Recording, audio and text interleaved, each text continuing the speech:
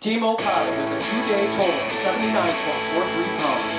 They need 51.18 pounds.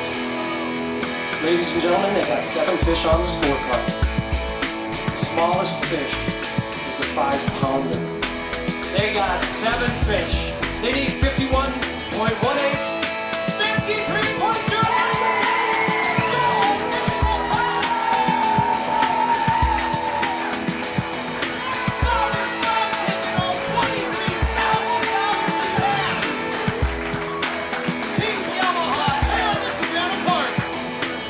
Man, that was awesome. That was a good derb, dude. Good derb. Good derb on the bay. Had a fun time. 1-2. 1-2. That was so much fun, you guys. Thanks for checking in, guys. Just want to give you a brief update on the last tournament we had, the new format with AIM.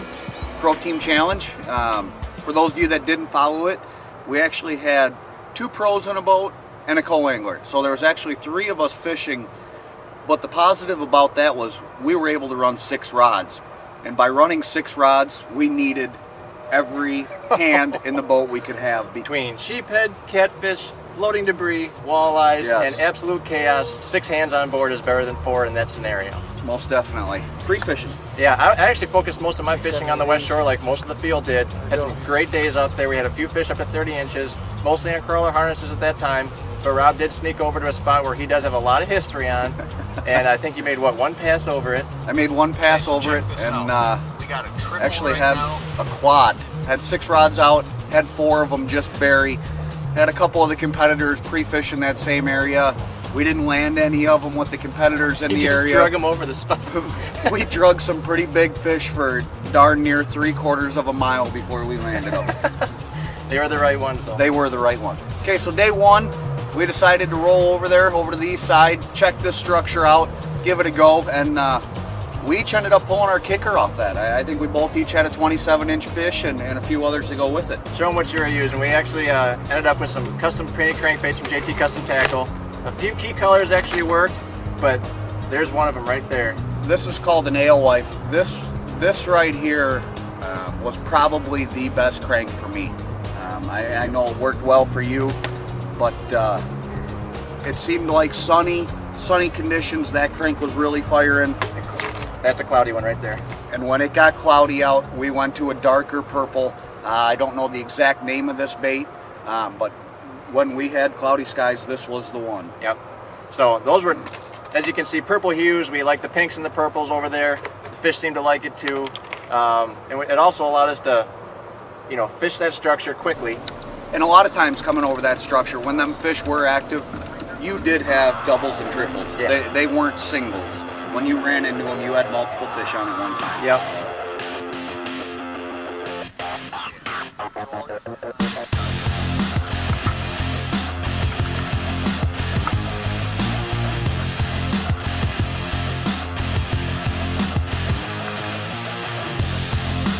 And things changed a little bit going into day 3, though.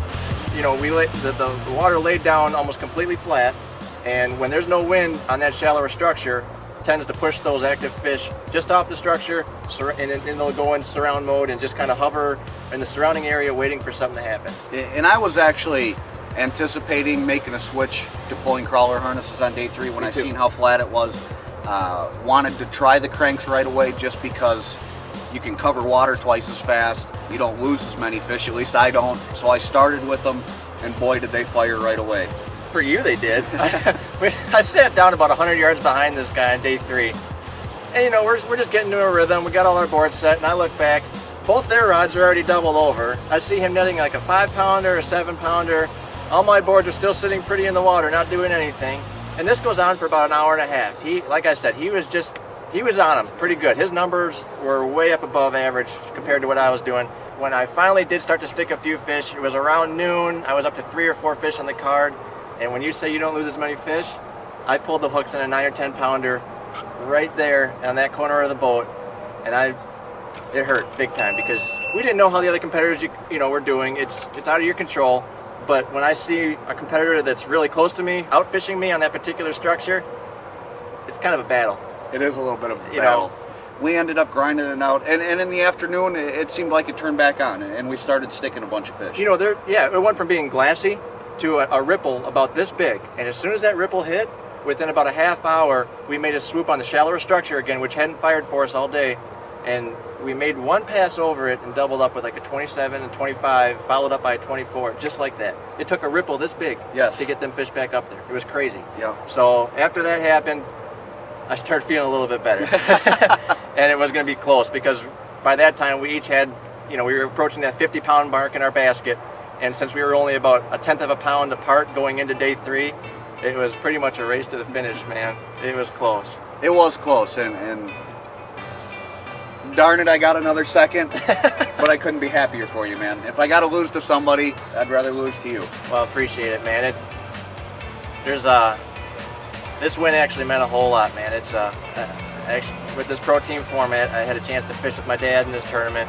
We hadn't got to compete for a lot of years, and just to be able to win my first major with my dad in my boat was pretty special. Pretty special. Pretty neat, man. So I just want to give a shout out to my family and all my friends, and thank all my whole crew that I travel with for all their support. And I'm on cloud 9 right now, you guys. Couldn't be happier. So let's see. Brett King's got a win on Green Bay. Yep.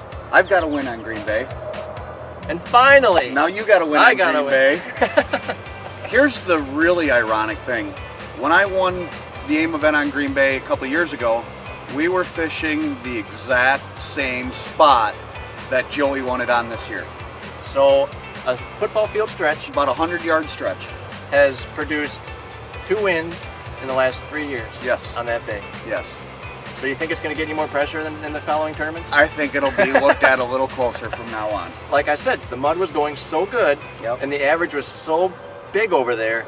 It sucked the entire field over there, and it left it wide open. It took everybody's focus off one little spot and put it in this giant area, which... Thank you. Thank you. Thanks, Mother Nature. But yeah, that one all just fell right into our lap. The weather played a factor. Everything just unfolded right. And when it's meant to be, dude, it's meant to be. Good job. Thanks, man. You too. What's next? Lake of the Woods? No.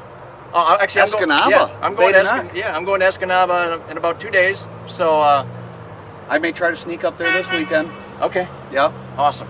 But we got Mr. Brett King leading the Angler of the Year race over on the FLW side. Brett, man, we're rooting for you. We want to see you take this home, man. So we're going to do everything we can. We're going to get up there and try to help him locate the right fish to help him bring that title home, and then it's off to Lake of the Woods. Then it's Lake of the Woods. So new one for me. New one for me. So I can't wait, man. Thanks for tuning in, guys. Take care. Any questions, comments, suggestions, things you guys want to see, please shoot us some emails, and we'll try to get it out there for you. Thanks a lot.